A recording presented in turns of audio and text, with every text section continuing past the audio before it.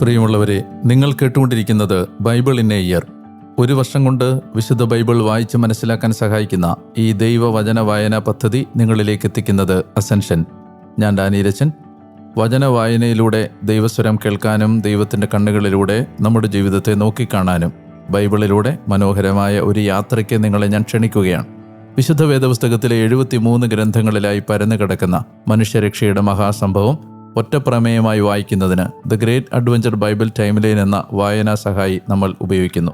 biyindia.com/മലയാളം എന്ന ലിങ്കിൽ ഈ റീഡിംഗ് പ്ലാൻ ലഭ്യമാണ്. ഇന്ന് 255 ദിവസം.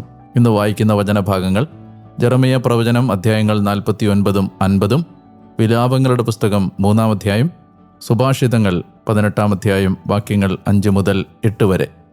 നമുക്ക് വചനം വായിക്കാം. വചനം നാം വായിക്കുമ്പോൾ നമ്മെ വചനം വായിക്കുന്നു. ജെറമിയ അധ്യായം 49. അമ്മോന്യർക്കെതിരെ. അമ്മോന്യരെക്കുറിച്ച് കർത്താവ് ഇങ്ങനെ അരുൾ ചെയ്യുന്നു: ഇസ്രായേലിന് പുത്രന്മാർ ആരുമില്ലേ? അവൻ അവകാശിയായി ആരുമില്ലേ? എന്തുകൊണ്ടാണ് മിൽക്കോം ഗാദ് സ്വന്തമാക്കുകയും അവൻ്റെ ജനം അതിൻ്റെ നഗരങ്ങളിൽ വാസമുറപ്പിക്കുകയും ചെയ്തത്? അതിനാൽ അമ്മോന്യരുടെ റാബായുടെ നേർക്ക് ഞാൻ പോർവിളി മുഴക്കുന്ന ദിനങ്ങൾ ഇതാ വരുന്നു. അത് നാശക്കൂമ്പാരമാകും. അതിൻ്റെ ഗ്രാമങ്ങൾ അഗ്നിയിലെരിയും. തങ്ങളെ പുറന്തള്ളിയവരെ ഇസ്രായേൽ പുറന്തള്ളും. കർത്താവ് അരുൾ ചെയ്യുന്നു: ഹെഷ്ബോണെ വിലപിക്കുവിൻ, എന്തെന്നാൽ ആയ് ശൂന്യമാക്കപ്പെട്ടിരിക്കുന്നു. റാബായുടെ പുത്രിമാരെ കരയുവിൻ, ചാക്കുടുത്ത് മാറത്തടിക്കുവിൻ, മതിലുകൾക്കുള്ളിൽ അലയുവിൻ. തൻ്റെ പുരോഹിതന്മാരോടും പ്രഭുക്കന്മാരോടുമൊപ്പം അവരുടെ രാജാവ് വിപ്രവാസത്തിലേക്ക് പോകും. സ്വന്തം നിക്ഷേപങ്ങളിൽ ആശ്രയിക്കുന്ന വഴിപിഴച്ച പുത്രി, നിന്റെ താഴ്വര ഒലിച്ചു പോകുമ്പോൾ ആരെനിക്കെതിരെ വരുമെന്ന് താഴ്വരകളെക്കുറിച്ച് നീ പൊങ്ങച്ചം പറയുന്നതെന്തിന്? സൈന്യങ്ങളുടെ കർത്താവായ നാഥൻ്റെ അരുളപ്പാട്: ഇതാ, ഞാൻ നിന്റെ മേൽ നിന്റെ ചുറ്റിലും നിന്ന് ഭീതി വരുത്തും. നിങ്ങൾ ഓരോരുത്തരും അതിനു മുമ്പിൽ നിഷ്കാസിതരാകും. ഒളിച്ചോടുന്നവനെ ഒന്നിപ്പിക്കാൻ ആരുമുണ്ടാവില്ല. എന്നാൽ തദനന്തരം ഞാൻ അമ്മോന്യരുടെ അടിമത്തം നീക്കും. കർത്താവിൻ്റെ അരുളപ്പാട്. ഏദോമിനെതിരെ. ഏദോമിനെക്കുറിച്ച് സൈന്യങ്ങളുടെ കർത്താവ് ഇങ്ങനെ അരുൾ ചെയ്യുന്നു: തേമാനിൽ ജ്ഞാനം ഇല്ലാതായോ? വിവേകികളിൽ നിന്ന് വിവേകം നശിച്ചുപോയോ? അവരുടെ ജ്ഞാനം കെട്ടുപോയോ? ദെദാൻ നിവാസികളെ പിന്തിരിഞ്ഞോടുവിൻ, വസിക്കാനായി കുഴിയുണ്ടാക്കുവിൻ. എന്തെന്നാൽ ഞാൻ ഏസാവിനെ ശിക്ഷിക്കുന്ന നേരം അവൻ്റെ ദുരിതം ഞാൻ അവന് മേൽ വരുത്തുന്നു. നിനക്ക് വേണ്ടി മുന്തിരി ശേഖരിക്കുന്നവർ വന്നാൽ കാലാപെറുക്കലിനുള്ളവ അവർ അവശേഷിപ്പിക്കാറില്ലേ? രാത്രിയിലെ കള്ളന്മാരാണെങ്കിലോ ആവശ്യമുള്ളതല്ലേ തകർക്കൂ. തീർച്ചയായും ഏസാവിനെ ഞാൻ ശൂന്യമാക്കി. ഒളിച്ചിരിക്കാൻ അവന് കഴിയാത്ത വിധം അവൻ്റെ ഒളിസങ്കേതങ്ങൾ ഞാൻ തുറന്നിട്ടു. ആരുമില്ലാത്തവണ്ണം അവൻ്റെ സന്തതിഗണവും സഹോദരരും അയൽക്കാരും നശിച്ചുപോയി. നിന്റെ അനാഥരെ വിട്ടുതരിക, ഞാൻ സംരക്ഷിച്ചുകൊള്ളാം. നിന്റെ വിധവകൾ എന്നെ ആശ്രയിക്കട്ടെ. എന്തെന്നാൽ കർത്താവ് ഇങ്ങനെ അരുൾ ചെയ്യുന്നു: ഇതാ, കുടിക്കാൻ ബാധ്യസ്ഥരല്ലാത്തവർ പോലും ആ പാനപാത്രത്തിൽ നിന്ന് തീർച്ചയായും കുടിക്കും. നിനക്കൊഴികഴിവുണ്ടാവും എന്നാണോ? നിനക്കൊഴികഴിവുണ്ടാവുകയില്ല, നീ കുടിച്ചേ തീരൂ. എന്തെന്നാൽ ഞാൻ എന്നെക്കൊണ്ട് ശപഥം ചെയ്യുന്നു. കർത്താവിൻ്റെ അരുളപ്പാട്. ബൊസ്ര ഭീകരവും അപഹാസ്യവും ശൂന്യവും ശാപഗ്രസ്തവുമാകും. അവരുടെ നഗരങ്ങളെല്ലാം എന്നേക്കും ശൂന്യമായിത്തീരും. കർത്താവിൽ നിന്ന് എനിക്കൊരു വാർത്ത ലഭിച്ചു. ജനതകളുടെ ഇടയിലേക്ക് ഒരു ദൂതൻ അയക്കപ്പെട്ടിരിക്കുന്നു. അവൾക്കെതിരെ ഒരുമിച്ച് കൂടുവിൻ, വരുവിൻ, യുദ്ധത്തിനായി എഴുന്നേൽക്കുവിൻ. തീർച്ചയായും ഇതാ, ഞാൻ നിന്നെ ജനതകളുടെ ഇടയിൽ ചെറുതാക്കിയിരിക്കുന്നു, മനുഷ്യകുലത്തിൽ നിന്ദാപാത്രവും. പാറക്കെട്ടുകളിൽ വസിക്കുകയും ഗിരിശൃംഗത്തെ കീഴടക്കുകയും ചെയ്ത നീ അന്യരിൽ ഉണർത്തിയ ഭീതിയും നിന്റെ മനോഗർവും നിന്നെ വഞ്ചിച്ചു. കഴുകനെപ്പോലെ നിന്റെ കൂട് നീ ഉയരത്തിൽ വെച്ചാലും ഞാൻ നിന്നെ അവിടെ നിന്ന് താഴെ ഇറക്കും. കർത്താവിൻ്റെ അരുളപ്പാട്. ഏദോം ബീഭത്സമാകും. അതിനെ കടന്നുപോകുന്നവരെല്ലാം സംഭീതരാവുകയും അതിൻ്റെ അത്യാഹിതത്തിൽ വിസ്മയ ശബ്ദം പുറപ്പെടുവിക്കുകയും ചെയ്യും. കർത്താവ് അരുളി ചെയ്യുന്നു: സോദോമിൻ്റെയും ഗൊമോറായുടെയും സമീപ നഗരങ്ങളുടെയും വിനാശകാലത്തെന്ന പോലെ അവിടെ ഒരാളും വസിക്കുകയില്ല, ഒരു മനുഷ്യസന്തതിയും അതിൽ തങ്ങുകയുമില്ല. ഇതാ, തീർച്ചയായും ജോർദാൻ വനത്തിൽ നിന്ന് നിത്യഹരിതമായ പുൽമേടിന് നേരെ കയറി വരുന്ന സിംഹത്തെപ്പോലെ ഞാൻ അവനെ അവിടെ നിന്ന് ക്ഷിപ്രം ഓടിച്ചു കളയും. തിരഞ്ഞെടുക്കപ്പെട്ടവനാരോ അവനെ ഞാൻ അവളുടെ മേൽ നിയോഗിക്കും. എന്തെന്നാൽ ആരുണ്ട് എനിക്ക് തുല്യൻ? ആരെന്നെ വിസ്താരത്തിനായി വിളിച്ചു വരുത്തും? ഏതിടയൻ എൻ്റെ മുമ്പിൽ നിൽക്കും? അതിനാൽ ഏദോമിനെതിരെ കർത്താവ് എടുത്ത തീരുമാനവും തേമാൻ നിവാസികൾക്കെതിരെ അവിടുന്ന് നിശ്ചയിച്ച പദ്ധതികളും കേട്ടുകൊള്ളുവിൻ. തീർച്ചയായും അജഗണത്തിലെ കുഞ്ഞാടുകൾ പോലും അവരെ വലിച്ചിഴയ്ക്കും. തീർച്ചയായും അവിടുന്ന് അവർക്ക് മീതെ അവരുടെ വാസസ്ഥലം തകർക്കും. അവരുടെ പതന ശബ്ദം മൂലം ഭൂമി വിറച്ചു. അതിന് നിലവിളി സ്വരം ചെങ്കടലിൽ മുഴങ്ങി. ഇതാ അവൻ കഴുകനെപ്പോലെ ഉയർന്ന് ശീഘ്രം പറക്കും. അത് ബോസ്രായ്ക്കെതിരെ ചിറക് വിടർത്തും. അന്ന് ഏദോമിലെ വീരന്മാരുടെ മനസ്സ് ഈറ്റുനോവെടുത്ത സ്ത്രീകളുടെ മനസ്സ് പോലെയാകും. ദമാസ്കസിനെക്കുറിച്ച് ഹമാത്തും അർപ്പാദും ലജ്ജിച്ചിരിക്കുന്നു. എന്തെന്നാൽ അവർ ഒരു ദുഃഖവാർത്ത കേട്ടു. പ്രക്ഷുബ്ധതയുടെ കടലിൽ അവർ അലിഞ്ഞുപോയി. അതിന് പ്രശാന്തമാകാൻ കഴിയുകയില്ല. ദമാസ്കസ് ദുർബലയായി. അവൾ പലായനം ചെയ്യാനായി തിരിഞ്ഞു. എന്നാൽ സംഭ്രമം അവളെ പിടികൂടി. പ്രസവ വേദന അനുഭവിക്കുന്നവളെപ്പോലെ വേദനയും ക്ലേശങ്ങളും അവളെ ഗ്രസിച്ചു. സ്തുതിയുടെ നഗരം, എൻ്റെ ആഹ്ലാദത്തിൻ്റെ പട്ടണം ഒഴിവാക്കപ്പെടാതിരുന്നതെങ്ങനെ? അതിനാൽ അവരുടെ യുവാക്കൾ പൊതുസ്ഥലങ്ങളിൽ വീഴും. യോദ്ധാക്കളെല്ലാം അന്ന് നാശമടയും. സൈന്യങ്ങളുടെ കർത്താവിൻ്റെ അരുളപ്പാട്. ദമാസ്കസ് കോട്ടയ്ക്ക് ഞാൻ തീ കൊളുത്തും. അത് ബൻഹദാദിൻ്റെ ദുർഗങ്ങളെ വിഴുങ്ങും. കേദാറിനും ഹാസോറിനും എതിരെ. കേദാറിനെക്കുറിച്ചും ബാബിലോൺ രാജാവായ നെബൂഖദ്നേസർ തകർത്ത ഹാസോറിൻ്റെ രാജ്യങ്ങളെക്കുറിച്ചും കർത്താവ് ഇങ്ങനെ അരുളി ചെയ്യുന്നു. എഴുന്നേറ്റ് കേദാറിലേക്ക് കയറി ചെല്ലുവിൻ. പൗരസ്ഥരെ നശിപ്പിക്കുവിൻ. അവരുടെ കൂടാരങ്ങളും ആടുമാടുകളും അവർ എടുക്കും. അവരുടെ തിരശീലകളും വസ്തുവകകളും ഒട്ടകങ്ങളും അവർ സ്വന്തമാക്കും. ചുറ്റും ഭീകരത എന്ന് അവർ വിളിച്ചു പറയും. ഹാസോർ നിവാസികളെ, പലായനം ചെയ്ത് അലഞ്ഞുതിരിയുവിൻ. വസിക്കാനായി കുഴിയെടുക്കുവിൻ. കർത്താവിൻ്റെ അരുളപ്പാട്. കാരണം ബാബിലോൺ രാജാവ് നെബൂഖദ്നേസർ നിങ്ങൾക്കെതിരെ ഒരു പദ്ധതി ഇട്ടിരിക്കുന്നു. നിങ്ങൾക്കെതിരെ ഒരു തന്ത്രം മെനഞ്ഞിരിക്കുന്നു. എഴുന്നേറ്റ് സ്വസ്ഥമായി വസിക്കുന്ന സ്വച്ഛ ജനതയ്ക്കെതിരെ കയറി ചെല്ലുവിൻ. കർത്താവിൻ്റെ അരുളപ്പാട്. അവർക്ക് വാതിലുകളില്ല, ഓടാമ്പലുകളില്ല. അവർ ഏകാന്തമായി വസിക്കുന്നു. അവരുടെ ഒട്ടകങ്ങൾ കൊള്ള മുതലും ആടുമാടുകളുടെ കൂട്ടം കവർച്ച വസ്തുവുമായി തീരും. ചെന്നി മുണ്ടനം ചെയ്തവരെ ഞാൻ സകല കാറ്റിലും പറത്തിയിരിക്കുന്നു. അവർക്കുള്ള ദുരിതം ഞാൻ നാനാവശത്തു നിന്നും വരുത്തും. കർത്താവിൻ്റെ അരുളപ്പാട്. ഹാസോർ കുറുനരികളുടെ സങ്കേതം, ശാശ്വതമായ നാശാവശിഷ്ടം ആയിത്തീരും. അവിടെ ഒരാളും വസിക്കുകയില്ല. ഒരു മനുഷ്യ സന്തതിയും അതിൽ തങ്ങുകയുമില്ല. ഏലാമിനെതിരെ. യൂദാ രാജാവായ സെദക്കിയായുടെ ഭരണത്തിൻ്റെ തുടക്കത്തിൽ ഏലാമിനെക്കുറിച്ച് ജെറമ്യാ പ്രവാചകന്റെ നേർക്ക് കർത്താവിൻ്റെ വചനം ഇപ്രകാരം ഭവിച്ചപ്പോൾ സൈന്യങ്ങളുടെ കർത്താവ് ഇങ്ങനെ അരുൾ ചെയ്തു. ഇതാ ഏലാമിൻ്റെ വില്ല്, അവരുടെ ശക്തി ശീർഷം ഞാൻ ഒടിക്കുന്നു. ഞാൻ ആകാശത്തിൻ്റെ 4 ദിക്കുകളിൽ നിന്നും ഏലാമിലേക്ക് 4 കാറ്റുകളെ കൊണ്ടുപോകും. ഞാൻ അവരെ ഈ കാറ്റുകളിലേക്കെല്ലാം പറപ്പിച്ചു കളയും. ഏലാമിൻ്റെ നിഷ്കാസിതർ കടന്നു ചെല്ലാത്ത ഒരു ജനതയും ഉണ്ടായിരിക്കുകയില്ല. അവരുടെ ജീവനെ വേട്ടയാടുന്നവരുടെ മുമ്പിലും അവരുടെ ശത്രുക്കളുടെ മുമ്പിലും ഏലാമിനെ ഞാൻ സംഭീതനാക്കും. ഞാൻ അവരുടെ മേൽ എൻ്റെ ഉഗ്രകോപത്തോടൊപ്പം അനർത്ഥം വരുത്തും. അവർക്ക് അന്ത്യം വരുത്തും വരെ അവരുടെ പിന്നാലെ ഞാൻ വാളയക്കും. എൻ്റെ സിംഹാസനം ഏലാമിൽ ഞാൻ ഉറപ്പിക്കും. രാജാവിനെയും പ്രഭുവിനെയും അവിടെ നിന്ന് ഞാൻ നശിപ്പിക്കും. കർത്താവിൻ്റെ അരുളപ്പാട്.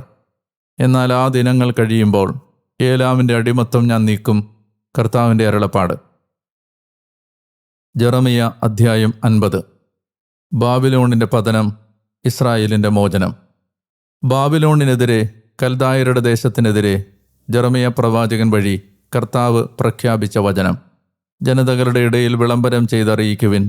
പതാക ഉയർത്തി ഘോഷിക്കുവിൻ. ഒന്നും ഒളിച്ചു വെക്കാതെ വിളംബരം ചെയ്യുവിൻ. ബാബിലോൺ പിടിക്കപ്പെട്ടു. ബേൽ ലജ്ജിതനായി. മെറോദാക്ക് സംഭ്രമത്തിലായി. അവരുടെ വിഗ്രഹങ്ങൾ അപമാനിതമായി.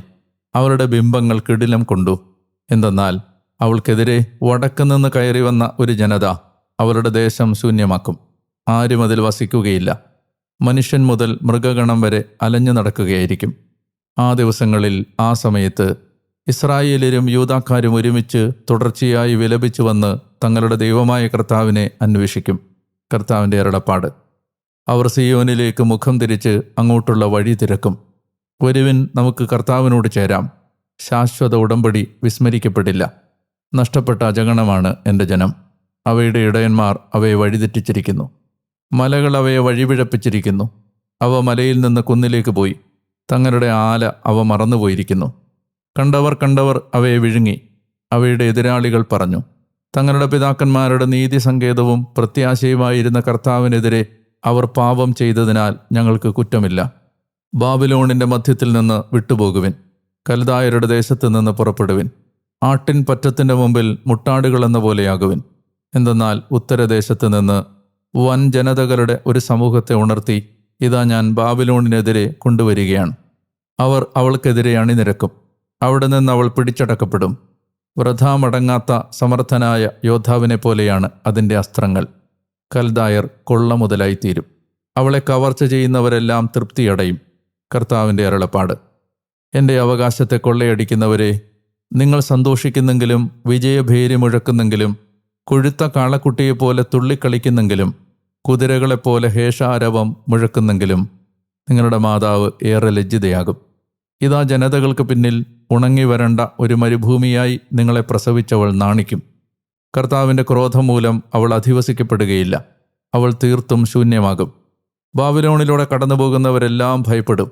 അവരുടെ മുറിവുകളെയെല്ലാം പ്രതി ചൂളമടിക്കും. വില്ലുകുലയ്ക്കുന്ന നിങ്ങളെല്ലാവരും ബാബിലോണിനെതിരെ ചുറ്റും അണിനിരക്കുവിൻ. ഒരസ്ത്രവും ഒഴിവാക്കാതെ നിങ്ങൾ അവളുടെ നേരെ എയ്യുവിൻ. എന്തെന്നാൽ അവൾ കർത്താവിനോട് പാപം ചെയ്തിരിക്കുന്നു. ചുറ്റും അവൾക്കെതിരെ അട്ടഹസിക്കുവിൻ. അവൾ ശക്തി കൈവെടിഞ്ഞു. അവളുടെ പുറം കോട്ടകൾ വീണു. മതിലുകൾ പൊളിക്കപ്പെട്ടു. തീർച്ചയായും ഇത് കർത്താവിൻ്റെ പ്രതികാരമാണ്. അവളോട് പ്രതികാരം ചെയ്യുവിൻ. അവൾ ചെയ്തതുപോലെ അവളോടും ചെയ്യുവിൻ. വിതക്കാരനെ ബാബിലോണിൽ നിന്ന് വിച്ഛേദിക്കുവിൻ. കൊയ്ത്തുകാലത്ത് അരിവാൾ പിടിക്കുന്നവനെയും. പീഡിപ്പിക്കുന്നവൻ്റെ വാൾ നിമിത്തം ഓരോരുത്തരും സ്വജനത്തിലേക്ക് തിരിയും. ഓരോരുത്തരും സ്വദേശത്തേക്ക് പലായനം ചെയ്യും. ചിതറിക്കപ്പെട്ട ആടാണ് ഇസ്രായേൽ. സിംഹങ്ങളാണ് അതിനെ ഓടിച്ചു കളഞ്ഞത്. ആദ്യം അസീറിയ രാജാവ് അവനെ വിഴുങ്ങി. ഒടുവിലിതാ ബാബിലോൺ രാജാവായ നെബൂഖദ്നേസർ അവൻ്റെ അസ്ഥി ഒടിച്ചു. അതിനാൽ ഇസ്രായേലിൻ്റെ ദൈവമായ സൈന്യങ്ങളുടെ കർത്താവ് ഇങ്ങനെ അരുളി ചെയ്യുന്നു: അസീറിയ രാജാവിനെ ഞാൻ ശിക്ഷിച്ചതുപോലെ ഇതാ ഞാൻ ബാബിലോൺ രാജാവിനെയും അവൻ്റെ ദേശത്തെയും ശിക്ഷിക്കുന്നു. ഇസ്രായേലിനെ അവൻ്റെ മേച്ചിൽ സ്ഥലത്തേക്ക് ഞാൻ തിരികെ കൊണ്ടുവരും. കാർമെലിലും ബാഷാനിലും അവൻ മേയും. എഫ്രായിം മലയിലും ഗലയാദിലും അവൻ തൃപ്തിയടയും. അക്കാലത്ത് ആ ദിവസങ്ങളിൽ ഇസ്രായേലിൻ്റെ അകൃത്യം അന്വേഷണ വിധേയമാകും, പക്ഷേ ഒന്നും ഉണ്ടാവുകയില്ല. യൂദായുടെ പാപങ്ങളും അന്വേഷണ വിധേയമാകും, പക്ഷേ അവ കണ്ടെത്തപ്പെടുകയില്ല. എന്തെന്നാൽ ഞാൻ അവശേഷിപ്പിക്കുന്നതിനോട് ഞാൻ ക്ഷമിക്കും. കർത്താവിൻ്റെ അരുളപ്പാട്. മെറത്തായും ദേശത്തിനെതിരെ അതിനെതിരെ കയറി ചെല്ലുക. പെക്കോദ് നിവാസികൾക്കെതിരെയും അവരിൽ അവസാനത്തവരെയും ആക്രമിച്ച് ഉന്മൂലനം ചെയ്യുക. ഞാൻ നിന്നോട് കൽപ്പിക്കുന്നത് പോലെയെല്ലാം ചെയ്യുക. കർത്താവ് അരുളി ചെയ്യുന്നു. ദേശത്ത് യുദ്ധാരവവും മഹാസംഹാരവും. ഭൂമി മുഴുവൻ്റെയും ചുറ്റിക എങ്ങനെ തകർന്നു നുറുങ്ങി. ജനതകളുടെ ഇടയിൽ ബാബിലോൺ എത്ര ബീഭത്സമായി തീർന്നിരിക്കുന്നു. ബാബിലോണെ നിനക്ക് ഞാൻ കെണിവെച്ചു. നീ പിടിക്കപ്പെടുകയും ചെയ്തു. എന്നാൽ നീ അത് അറിഞ്ഞില്ല. കർത്താവിനെതിരെ മത്സരിച്ചതിനാൽ നീ കണ്ടെത്തപ്പെടുകയും പിടിക്കപ്പെടുകയും ചെയ്തു. കർത്താവ് തൻ്റെ കലവറ തുറന്ന് ക്രോധത്തിൻ്റെ ആയുധങ്ങൾ പുറത്തെടുത്തു. എന്തെന്നാൽ അത് സൈന്യങ്ങളുടെ കർത്താവായ നാഥൻ്റെ കൽദായരുടെ നാട്ടിലെ ജോലിയാണ്. നിങ്ങൾ അതിർത്തിയിൽ നിന്നും അവൾക്കെതിരെ വന്ന് അവളുടെ ധാന്യപ്പുരകൾ തുറക്കുവിൻ. അവളെ കൂനകൾ പോലെ കൂട്ടുവിൻ. അവളെ നിശേഷം നശിപ്പിക്കുവിൻ. അവൾക്ക് പിന്തുടർച്ച ഉണ്ടാകാതിരിക്കട്ടെ. അവരുടെ കാളകളെയെല്ലാം കൊന്നൊടുക്കുവിൻ. അവ അറവുശാലയിലേക്ക് ഇറങ്ങിച്ചെല്ലട്ടെ. അവരുടെ മേൽ ദുരിതം. എന്തെന്നാൽ അവരുടെ ദിനം, അവരുടെ ശിക്ഷാമുഹൂർത്തം വന്നു കഴിഞ്ഞു. നമ്മുടെ ദൈവമായ കർത്താവിൻ്റെ പ്രതികാരം, അവിടുത്തെ ആലയത്തെക്കുറിച്ചുള്ള പ്രതികാരം, സിയോനിൽ വിളംബരം ചെയ്യാൻ ബാബിലോൺ ദേശത്തു നിന്ന് പലായനം ചെയ്യുന്നവരുടെയും രക്ഷപ്പെട്ടോടുന്നവരുടെയും സ്വരം. ബാബിലോണിനെതിരെ അനേകരെ, വില്ല് കുലയ്ക്കുന്നവരെയെല്ലാം വിളിച്ചുകൂട്ടുവിൻ. അവൾക്ക് ചുറ്റും പാളയമടിക്കുവിൻ. രക്ഷപ്പെടുന്നവനായി ആരും ഉണ്ടാകാതിരിക്കട്ടെ. അവളുടെ പ്രവൃത്തിക്കനുസൃതമായി അവൾക്ക് പകരം നൽകുവിൻ. അവൾ ചെയ്തതുപോലെയെല്ലാം അവളോടും ചെയ്യുവിൻ. എന്തെന്നാൽ കർത്താവിനെതിരെ, ഇസ്രായേലിൻ്റെ പരിശുദ്ധനെതിരെ അവൾ ഗർവ് കാട്ടി. അതിനാൽ അവളുടെ യുവാക്കൾ അവളുടെ തെരുവുകളിൽ വീഴും. അവളുടെ പോരാളികളെല്ലാം അന്ന് നശിക്കും. കർത്താവിൻ്റെ അരുളപ്പാട്. അഹങ്കാരി, ഇതാ ഞാൻ നിനക്കെതിരാണ്. സൈന്യങ്ങളുടെ കർത്താവായ നാഥൻ്റെ അരുളപ്പാട്. എന്തെന്നാൽ നിന്റെ ദിനം, ഞാൻ നിന്നെ ശിക്ഷിക്കുന്ന സമയം ആസന്നമായിരിക്കുന്നു. അഹങ്കരിക്കുന്നവൻ ഇടറി വീഴും. അവനെ എഴുന്നേൽപ്പിക്കാൻ ആരും ഉണ്ടാവുകയില്ല. അവൻ്റെ നഗരങ്ങൾക്ക് ഞാൻ തീ വെക്കും. അതിൻ്റെ ചുറ്റുമുള്ളതെല്ലാം അത് വിഴുങ്ങും. സൈന്യങ്ങളുടെ കർത്താവ് ഇങ്ങനെ അരുൾ ചെയ്യുന്നു: ഇസ്രായേല്യർ യൂദാക്കാരോടൊത്ത് മർദ്ദിതരായി. അവരെ അടിമകളാക്കി എല്ലാവരും അവരുടെ മേൽ ബലപ്രയോഗം നടത്തി. അവരെ വിട്ടയക്കാൻ വിസമ്മതിച്ചു. അവരുടെ വീണ്ടെടുപ്പുകാരൻ ശക്തനാണ്. സൈന്യങ്ങളുടെ കർത്താവെന്നാണ് അവിടുത്തെ നാമം. ഭൂമിയെ സ്വസ്ഥമാക്കാനും ബാബിലോൺ നിവാസികൾക്ക് അസ്വസ്ഥതയുളവാക്കാനുമായി അവൻ തീർച്ചയായും അവരുടെ വ്യവഹാരം ബാധിക്കും. കൽദായർക്കെതിരെയും ബാബിലോൺ നിവാസികൾക്കെതിരെയും അവരുടെ അധികാരികൾക്കെതിരെയും ജ്ഞാനികൾക്കെതിരെയുമാണ് വാൾ. കർത്താവിൻ്റെ അരുളപ്പാട്. ശകുനക്കാർക്കെതിരെയാണ് വാൾ, അവർ വിഡ്ഢികളാകും. അവരുടെ യോദ്ധാക്കൾക്കെതിരെയാണ് വാൾ, അവർ നിർമൂലമാകും. അവരുടെ കുതിരകൾക്കെതിരെയും രഥത്തിനെതിരെയും അവരുടെ മധ്യേയുള്ള സമ്മിശ്രഗണത്തിനെതിരെയുമാണ് വാൾ, അവർ സ്ത്രീകളെപ്പോലെയായിത്തീരും. അവരുടെ കലവറകൾക്കെതിരെയാണ് വാൾ, അവ കൊള്ളയടിക്കപ്പെടും. അവരുടെ ജലാശയങ്ങൾക്ക് മേൽ വാൾ, അവ വരണ്ടുപോകും. എന്തെന്നാൽ അത് വിഗ്രഹങ്ങളുടെ നാടാണ്. ഭീകരബിംബങ്ങളിൽ അവർ മതിക്കും. അതിനാൽ കാട്ടുമൃഗങ്ങൾ കുറുനരികളോടൊപ്പം വസിക്കും. ഒട്ടകപ്പക്ഷിക്കുഞ്ഞുങ്ങൾ അതിൽ താമസിക്കും. അതെന്നേക്കുമായി അധിവസിക്കപ്പെടുകയില്ല. തലമുറ തലമുറകളോളം അത് ആവാസയിടം ആകുകയില്ല.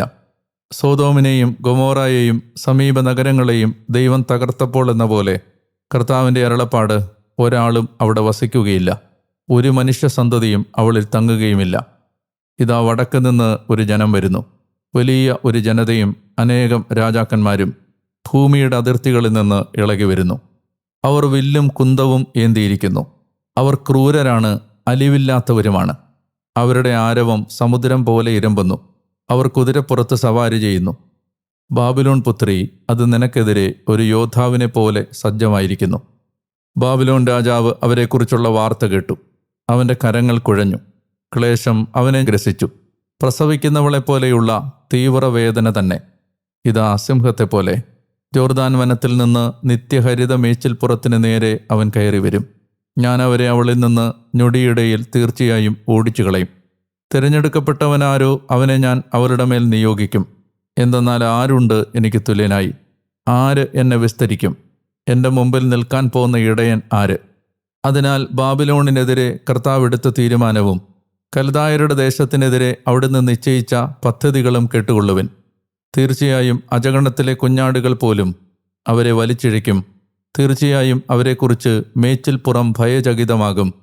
ബാബിലോൺ പിടിക്കപ്പെടുന്ന ശബ്ദം മൂലം ഭൂമി വിറയ്ക്കും. നിലവിളി ജനതകൾക്കിടയിൽ മുഴങ്ങും.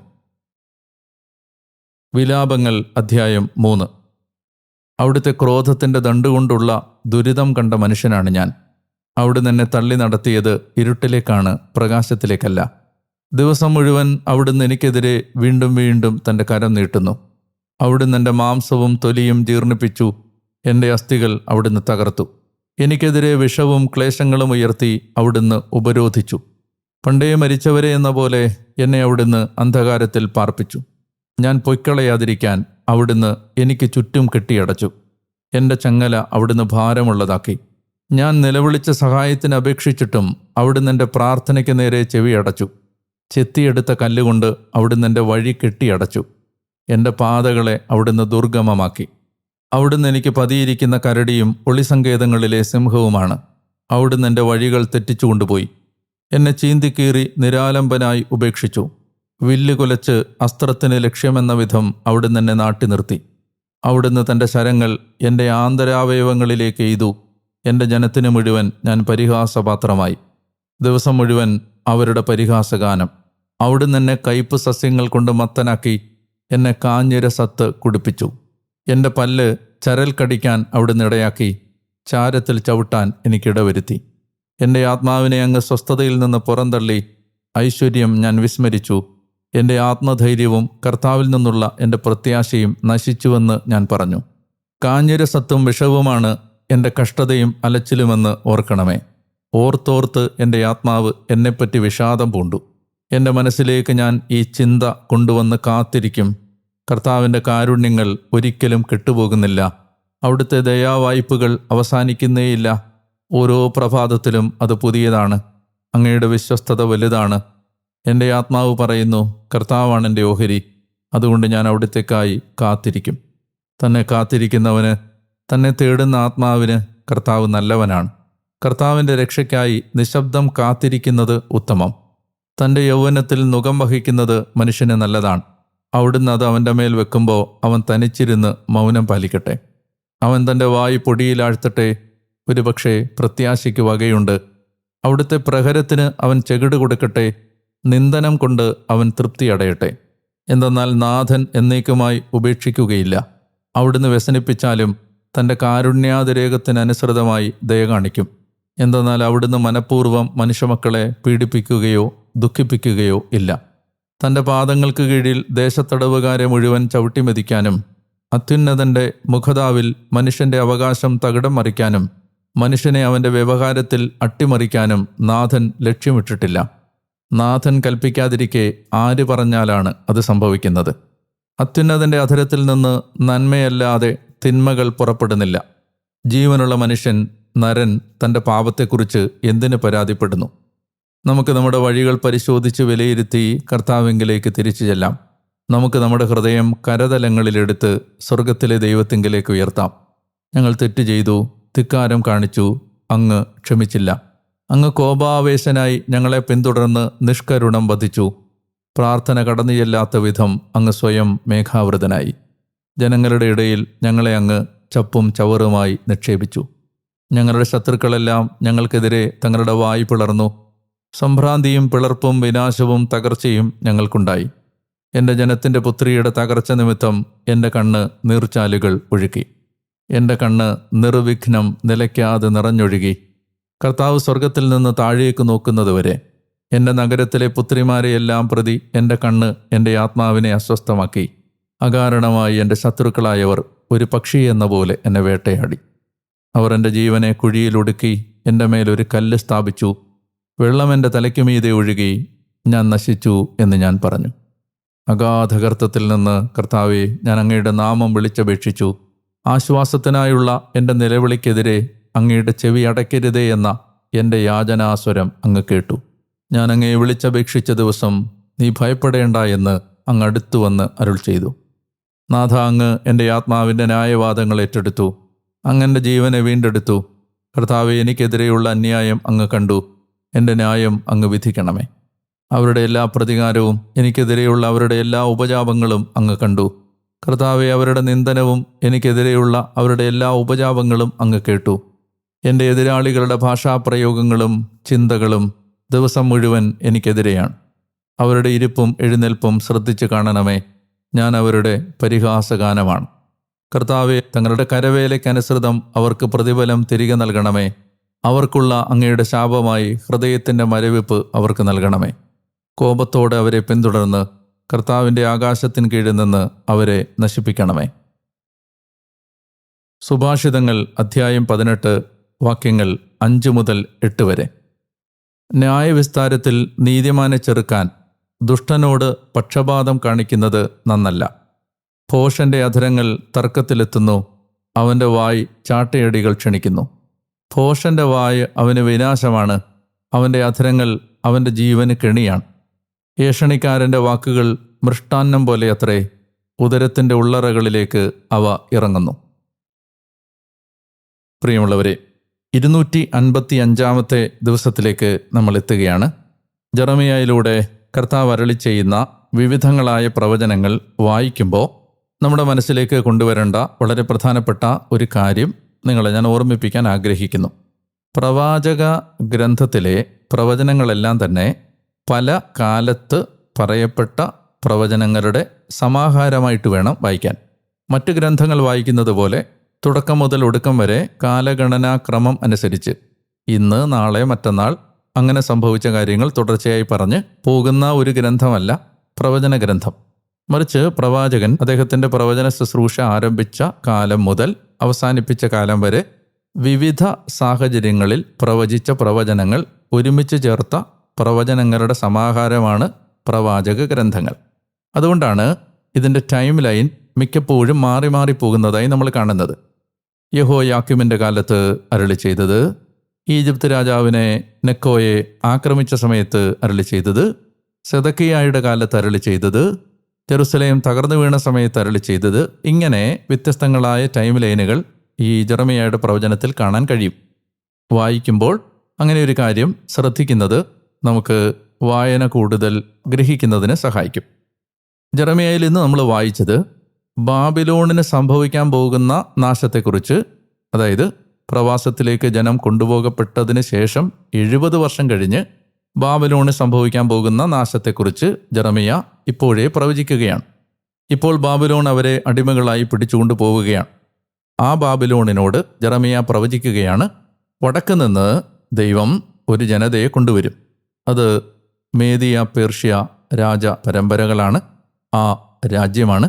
അവർ വന്ന് ബാബിലോണിനെ നശിപ്പിക്കും. ബാബിലോണിൻ്റെ പ്രധാനപ്പെട്ട തിന്മയായി ജെറമിയ പറയുന്നത് അഹങ്കാരം എന്ന പാപമാണ്.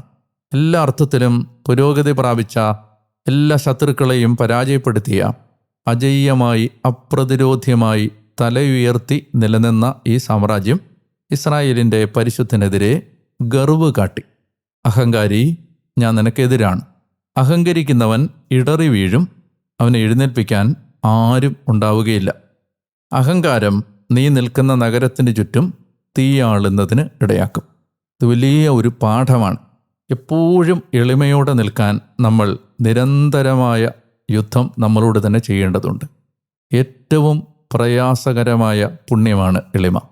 അഹങ്കാരം നമ്മൾ പറയുന്നില്ലെങ്കിലും ഹൃദയത്തിൽ അഹങ്കരിക്കുന്നവരാണ് നമ്മളിൽ മഹാഭൂരിപക്ഷവും, നമ്മളെല്ലാവരും തന്നെ. വിശുദ്ധരൊക്കെ പറഞ്ഞിട്ടുണ്ട്, മരണം വരെ മഹാവിശുദ്ധർ പോലും യുദ്ധം ചെയ്തുകൊണ്ടിരുന്ന ഒരു തിന്മയാണ് അഹങ്കാരം. മരിക്കുന്നതിൻ്റെ തലേന്ന് പോലും പരമപരിശുദ്ധയായ കൊച്ചു ത്രേസ്യ പുണ്യവതി പറഞ്ഞത് നോക്കുക, ആ മുതിർന്ന കന്യാസ്ത്രീ അമ്മ എന്നെ വഴക്ക് പറഞ്ഞപ്പോൾ എൻ്റെ മുഖം വാടി, നോക്കുക ഞാൻ എത്ര അഹങ്കാരിയാണ്. മരണം വരെ നമ്മൾ യുദ്ധം ചെയ്യേണ്ട ഈ പാപം, മരണം വരെ നമ്മൾ അഭ്യസിക്കേണ്ട എളിമയെന്ന പുണ്യം. അഹങ്കരിക്കാതിരിക്കാൻ നമ്മൾ പ്രായോഗികമായി സമീപിക്കേണ്ട ഒരു പ്രധാനപ്പെട്ട പ്രായോഗിക സമീപനമാണ്, ഒരു പ്രധാനപ്പെട്ട നിലപാടാണ് എപ്പോഴും ദൈവത്തിന് മഹത്വം നൽകുക എന്നത്. നമ്മളായിരിക്കുന്ന അവസ്ഥ അംഗീകരിക്കാതിരിക്കുന്നതല്ല അഹങ്കാരം. നമുക്കുള്ള നന്മകൾ, നേട്ടങ്ങൾ, അത് ഇല്ല എന്ന് പറയുന്നതല്ല അഹങ്കാരം.